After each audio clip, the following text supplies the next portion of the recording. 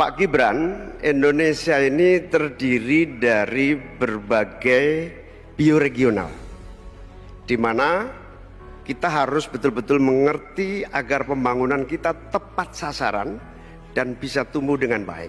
Pertanyaannya, bagaimana strategi Anda melaksanakan pembangunan berbasis bioregional itu agar keadilan iklim terjaga, keadilan sosial terwujud, keadilan ekologi terlaksana dengan baik, keadilan antar generasi juga terwujud, sekaligus keadilan sosial. Mohon dijelaskan. Waktunya masih ada 17 menit. Apakah akan dipergunakan? 17 detik. 17 detik maksud kami? Cukup. Cukup Pak Muhaimin, baik. Kini kami persilakan calon wakil presiden nomor urut 2 Bapak Gibran Rakabuming Raka untuk menjawab. Waktunya 2 menit dimulai saat Bapak berbicara. Silakan. Gus Muhaimin ini lucu ya. Menanyakan masalah lingkungan hidup, tapi itu kok pakai botol-botol plastik itu. Padahal saya, Pak Ganjar, Prof Mahfud pakai botol kaca. Itu gimana itu komitmennya? Botol plastik semua itu. Tapi nggak apa-apa. Kita kembali lagi ke topik ya. Intinya di sini kita sudah berkomitmen untuk yang namanya pembangunan tidak boleh lagi Jawa sentris, harus mulai Indonesia sentris. Kemarin Gus Muhaimin menolak IKN, tidak apa-apa, akan kita lanjutkan dan akan kita perkuat IKN itu.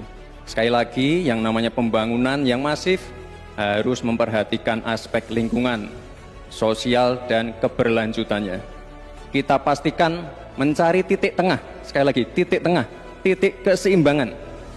Membangun hilirisasi industri, tapi harus memperhatikan lingkungan hidup. Menggenjot produktivitas para petani, sektor maritim, tapi juga harus menjaga keseimbangan alam. Pastikan sekali lagi AMDAL,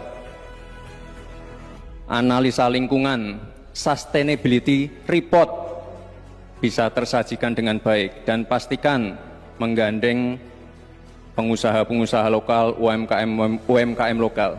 Jadi tidak besar sendiri tapi ikut membesarkan yang lain. Intinya adalah anggaran ini dipakai untuk kesejahteraan rakyat. Pemerataan pembangunan itu penting, dan sekali lagi pembangunan yang masif harus memperhatikan sisi-sisi lingkungan hidup, karena sekali lagi yang namanya bencana kekeringan, banjir, kenaikan air laut, ini ancamannya sudah ada di depan mata, dan ini adalah ancaman yang sangat nyata. Terima kasih. Baik, ini kami persilakan. Nanti ada waktunya. Nanti ada waktunya. Cukup. Cukup. Kami persilakan calon wakil presiden nomor urut 1 Bapak Muhaimin Iskandar untuk menanggapi. Waktunya 1 menit Bapak di saat berbicara akan dimulai. Silakan. Pertanyaan saya tidak terjawab sama sekali.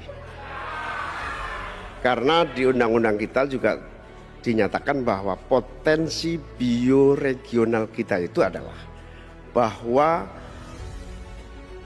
wilayah nasional kita itu bukan terbagi bukan saja sekedar karena politik dan administrasi, tetapi ekosistem lingkungannya ada, sekaligus juga komunitas masyarakat yang tumbuh juga menjadi pertimbangan.